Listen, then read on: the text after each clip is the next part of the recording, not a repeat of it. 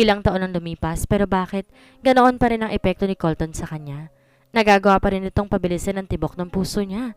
Bakit hanggang ngayon walang pagbabago ang nararamdaman niya?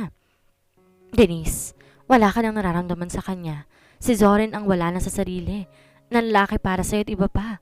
Paalala niya sa sarili. Kung ayaw niya masaktan, di dapat siya magpadala. Tipid lang umiti si Zoren nang dumating sa bahay para ihatid siya sa trabaho. Good morning! Bati nito sa kanya. Kita niya pa ang tamlay nito. Bumuntong niya siya. Kasalanan niya kung bakit ganito ito ngayon. Good morning! Gantimbati niya. Di niya alam kung dapat niya bang sabihin pa rito ang tungkol sa pagpunta ni Colton sa bahay niya.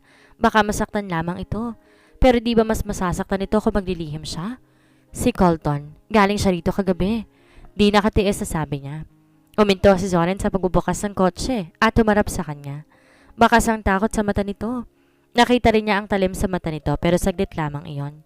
Pinagbuksan siya nito ng pinto ng kotse kaya pumasok na siya. Kinausap mo ba siya tungkol sa annulment? Tanong nito na makaupo sa driver's seat. Tumango siya. Oo, babalik daw siya. Nakahinga na maluwag si Zoren. Mabuti kung ganon. Mabuti rin sigurong pinuntahan ka niya para maasikaso na agad ang annulment ninyong dalawa. Tumango na lamang siya. Tumingin siya kay Zoren nang hawakan nito ang kamay niya na mahigpit. Sa akin ka lang maniniwala, Denise. Magtiwala ka lamang sa akin palagi. Ako ang tuloy na nagmamahal sa iyo, tandaan mo yan. Hindi kita iiwan at sasaktan. Ako lang ang meron ka ng panahong wala ka. Seryosong mukhang sambit pa nito. Tumango siya. Tama nga ito. Wala na ibang nagmamalasakit sa kanya kundi ito lamang. Huwag mo akong iiwan, Denise. Nangako ka sa akin, right? Kaya hindi ako papayag na iiwan mo ko. Basag ang tinig na sabi nito. Ramdam niya ang takot sa boses nito. Pilit nang umingiti sa kanya. Hindi kita iiwan, Zoren. Tutupad ako sa sinabi ko sa'yo kaya hindi mo kailangan na mag-alala. Hindi ako aalis sa tabi mo. Pilisil niya ang kamay nito nakahawak sa kanya para iparamdam na wala itong dapat ikatakot. Wala nga ba, Denise? Sigaw ng bahagi pa ng utak niya. Salamat naman kung ganon, Denise. May tiwala ako sa'yo. Nakangiti na ngayon si Zoren. May saya sa mata nito, hindi tulad kanina. Habang nasa biyahe, hindi mawala ang ngiti sa mukha ni Zoren dahil sa kanya. Kailangan niya ng panindigan ng mga ipinangako niya rito. Hindi niya po pwedeng saktan ng kaya sa isang lalaki na tumulong at nagmahal sa kanya ng totoo. Di na siya magpapadala sa nararamdaman niya ngayon kay Colton dahil si Zoren ang nararapat na alayan niya ng pagmamahal niya. Bukod sa mahal siya nito ay sigurado siya na hindi siya nito sasaktan, katulad ng ginawa ni Colton sa kanya. Ipinilig niya ang ulo at inilis na sa isip niya si Colton. Wala dapat space sa utak niya ang tungkol dito. Bakit ba kasi hindi niya maalis sa isip ni Colton simula na magkita ulit sila? Hindi po pwedeng ganito. Kailangan niya nang burahin sa sistema niya ito kung gusto niyang mahalin ng buo si Zoren. Hindi pwedeng si Colton na maging dahilan para mahirapan siya na itoon ang nararamdaman kay Zoren. Kaasar naman. Bakit kasi ibang epekto dito sa kanya? Habang naghihintay siya kay Zoren na dumating, panay ang tingin naman niya sa relo. Ngayon lang nahuli ng isang oras si Zoren sa pagsundo sa kanya. Hindi rin to nag-text kaya naman nag-alala siya na baka may nangyari dito. Nagangat siya ng tingin ng sasakyan na huminto ito sa harap niya. Napatula saglit na makita na bumaba si Colton at lumapit sa kanya. Pam! Saka lamang siya natauhan na magsalita na ito sa harapan niya. Anong ginagawa mo rito? Maanghang na tanong niya. Saglit niyang sinuyod ng tingin ang kabuuan nito. Nakasuot ng shirt na kulay asul na t-shirt saka kulay itim na kakipan sa binigay ng puting rubber shoes. Naka-brush up din ang buhok nito na bagay dito. Napansin din niya ang paglapad lalo ng katawan nito. Na magangat siya ng tingin, nagkasalubong sila ng mata. Katulad ng dati nakaka-intimidate ang mga tingin ng berde nitong mata. Masama ba na sunduin ko ang asawa ko? Nakatingin sa mga mata niyang sabi ni Colton. Nag-iwas siya ng tingin. Colton, hindi mo na ako kailangan sunduin. May susundo na sa akin. Sa tingin mo, darating pa siya? Makahulugan nitong sabi. Oo, darating siya para sa akin. Matapang na sagot niya. Naging seryoso rin ang mukha ni Colton. Sumakay ka ng kotse, Pam? Huwag mong sabihin sa akin na makikipagtalo ka sa akin dito sa labas. Gayong lumapit ito sa kanya at bumulong. Pinagtitingin na nila tayo. Nilibot niya ang tingin sa paligid. Tama ito, marami na nakatingin sa kanila. Sigurado siyang marami ang magtatanong kung sinong lalaking nasa harapan niya ngayon. Machichismis pa siya dahil dito. Bumuga siya na mainit na hangin at inis na tumingin kay Colton. Pinagbuksan siya nito sa pinto ng kotse. Nakita pa niyang pangisin nito nang pumasok siya. Bakit kasi kailangan mo pa akong puntahan dito? Ines na pakli niya. Hindi ito nagsalita at pinaandaran na lamang niya ang sasakyan. Na makarating sa tapat ng bahay niya, hindi siya bumaba. Inilahad niya ang palad ni Colton, kaya hingi ng dokumentong kailangan niyang pirmahan. Wala siyang balak na papasukin pa sa bahay niya. Wala siyang tiwala sa lalaking ito. Nasaan ang pipirmahan ko? Nanlaki ang mata niya nang hawakan nito ang kamay niya at halikan. Nalang ulit siya nakaramdam nang mahina itong natawa. Ang ganda mo, Pam. Lalo na kapag namumula ka. Napahawak siya sa mukha niya. Ramdam niya ang pag-iinit ng pisngi niya. Kainis. Ano bang ginawa ni Colton? At nagkakaganito na naman siya. Hindi ako nagbibiro, Colton. Nakairap pang sambit niya. Pakainin mo naman ako, Pam. Di pa ako kumakain. Bakit di ka kumain sa mga restaurants? Namiss kong luto mo. Puto nito sa kanya. Tila may bumara sa lalamunan niya at di niya nagawang magsalita pa. Naalala niya, nag-aral pa siyang magluto para dito noon. Isa iyon sa katangahang nagawa niya dahil sa lalaking ito. Hindi ka welcome sa bahay, Colton. Alam mo naman yun, di ba? Matapat niyang wika. Dinig niya ang pagbuga nito ng hangin. Ako tuloy na asawa mo, hindi welcome sa bahay mo.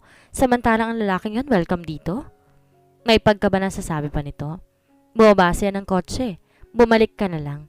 Kapag dala mo na ang mga papeles sa pipirmahan ko. Isinara niya ang pinto at pumasok na sa loob ng bahay niya. Sumandal siya sa pinto na maisara niya iyon. Aaminin niya, hindi pa rin niya mapigilan na hindi ma-mesmerize sa kagwapuhan ni Colton.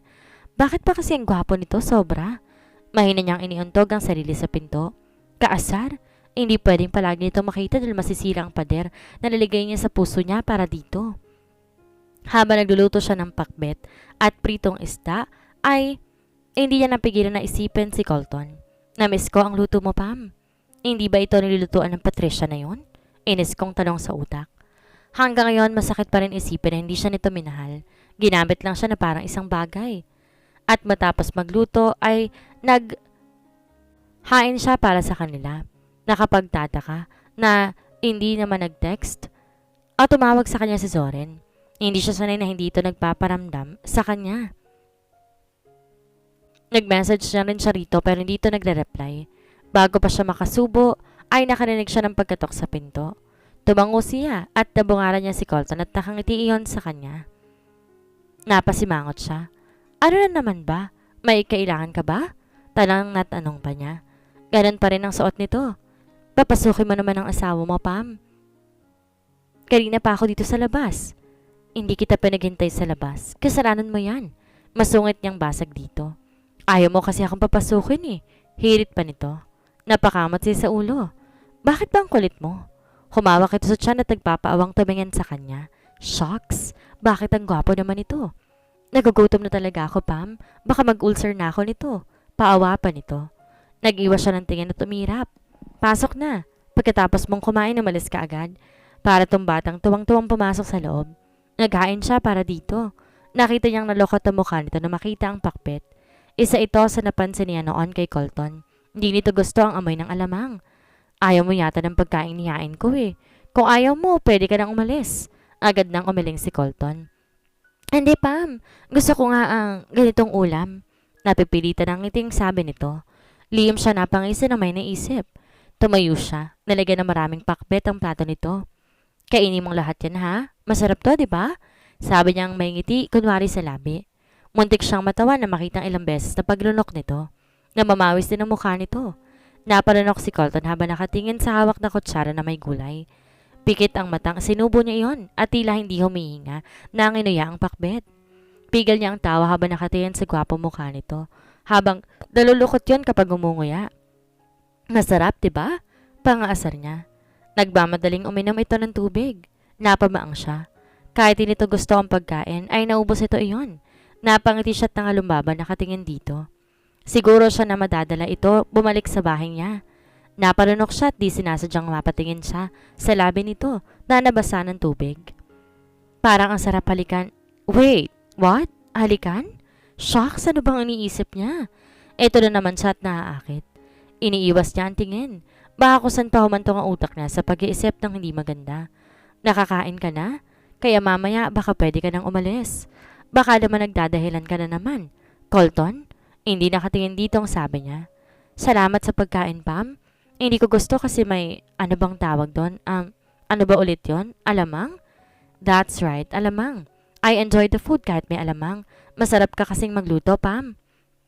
Subilay ang ngiti sa labi ni Colton. I remember those days when you always cooked for me before I came home. I miss it, Pam, and I miss you. Tumayo siya at tumalikod ito. Kailan mo asikasuhin ang annulment natin, Colton? Use your connections to make it fast, please.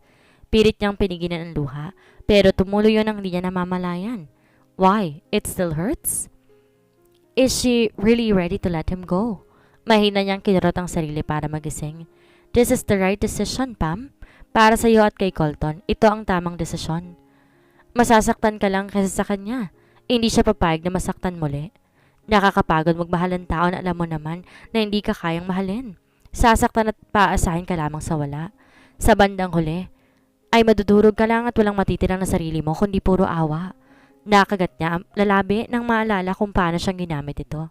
Pakiramdam niya muli na namang kumirot ang dibdib niya sa sakit ng dahil doon. Hindi talaga madali nakalimutan iyon. May mga bagay talaga na hindi pwedeng ipagpatuloy at kailangan na itigil na lamang. Katulad ng nararamdaman niya noon. Gusto man niya ituloy ay hindi naman po pwede. Hindi niya kaya magbulag-bulagan para lang sa nararamdaman niya kay Colton. Tinahid niyang luha nang muling tumulo iyon. Tumingala siya at tuminga ng malalim. Ang sakit. Namamahal ng taong hindi ka naman minamahal. Di bale? Ngayon ay wala na siyang iisipin na iba kundi si Zorin na lamang. Itutuon niya ang lahat ng bagay na magagawa niya para mahalin ito. Hindi niya nahahayaan na masaktan ito katulad ng nangyari sa kanya. Alam naman niya na hindi ito mahirap mahalin dahil sa katangian nito na malayong malayo kay Colton na sinaktan lamang siya. Panay ang tingin niya sa relo. Katulad kahapon, hindi na naman dumating si Zorin. Kinuha niyang cellphone nang tumunog ito. Denise, hindi kita masusundo ngayon. Pasensya ka na. Binalik niya ang cellphone sa bag. Naiintindihan niya. Alam niyang busy itong tao. Napairap siya na makitang pagparada ng pamilya na sasakyan sa harapan niya. Nakangiti na lumapit sa kanya si Colton. Pansin niya ang magulong buhok nito pero napakagwapo pa rin. Wala pa rin yata ang sundo mo. Sumakay ka na at ako na maghahatid sa'yo. Hindi na siya nakipagtalo. Mas gusto rin niya na sabihin dito kaya sumakay na siya. Gusto niya ito makausap. Na makarating sila sa bahay nila, pinapasok niya ito. Nagtimpla siya ng kape para dito. Ngiti-ngiti ito habang nakatingin sa kanya. Colton, bakit mo ginawa kay Zorin? Iyon. Agad na tanong niya at nawala ang ngiti sa labi nito. Wala naman siyang kasalanan sa'yo, kaya bakit ba ganyan ka sa kanya? Ano bang problema mo? Maghiwalay na tayo, Colton.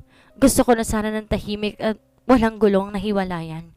Tigilan mo na rin ang pagpunta mo dito sa bahay ko. Kahit ang pagtingin mo sa akin mula sa malayo, ay tigilan mo na dahil ayoko makita ka ni Zorin na naririto ka sa bahay ko. Mahabang litanya niya. Pam, wala kang alam. Malumig na ang ekspresyon na mukha ni Colton ngayon habang nakatingin sa kanya. Mapakla siyang natawa. Walang alam? Sa bagay, tama ka naman dyan. Ang alam ko lang naman, ginamit at niloko mo ko noon, Colton. Tama ba? Kung hindi pa narinig na mismong tenga ko, wala naman talaga ako malalaman, right? Kasi nga pinagmukha mo kung tanga. Hindi na napigilan niyang singhal dito.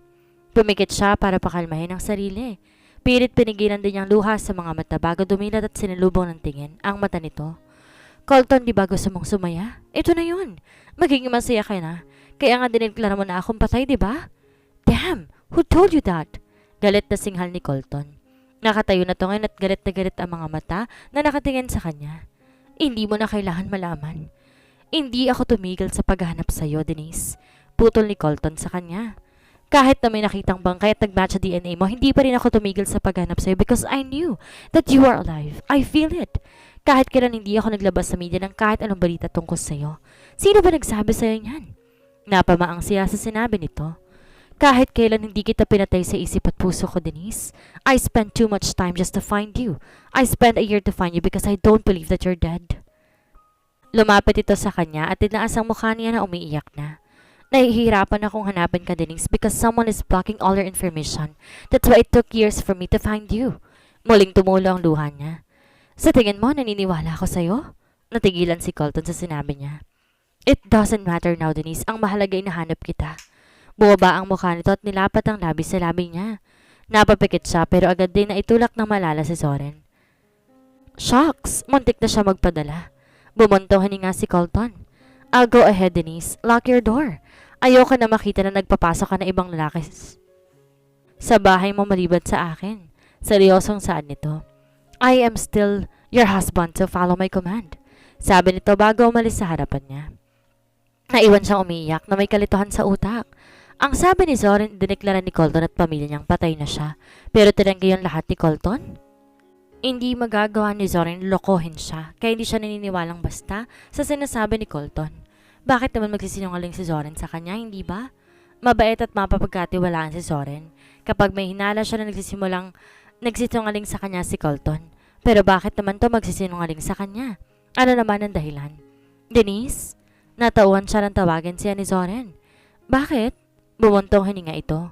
Kanina pa ako nagsalita pero parang di ka naman nakikinig. Ano bang iniisip mo? Si Colton. Gusto niyang isagot dito pero pinahidalin niya ang labi. Narito sila ngayon at kumakain sa isang samgyeopsal restaurant. Tulad ng pangako nito nung nakaraan. Ano ba ang iniisip mo, Pamela? Si Colton ba? Matamlay ng tanong nito. Hindi siya nakapagsalita. Hindi niya gustong magsinungaling dito. Iniisip ko lamang tungkol sa annulment namin at wala nang iba. Nawala ang tamlay sa mukha ni Zoren. Inabot ito ang kamay niya at hinawakan. Mabuti naman, Denise. Natatakot kasi akong baka bumalik ang nararamdaman mo sa kanya. Di na lang siya nagsalita at kumain na lamang.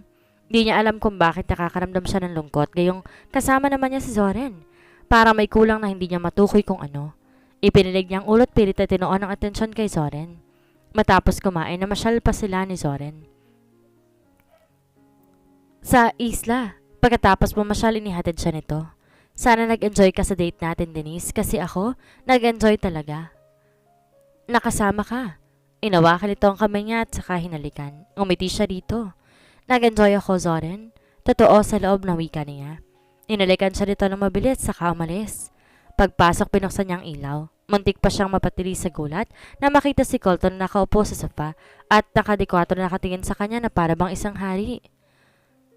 Bakit ito pumasok sa loob ng bahay niya nang wala siya? Hindi ba usong maghintay dito o tumawag man lamang o kaya man mag-text? Mabuti na hindi pumasok si Colton. Kung hindi, makikita ito ni Zoren.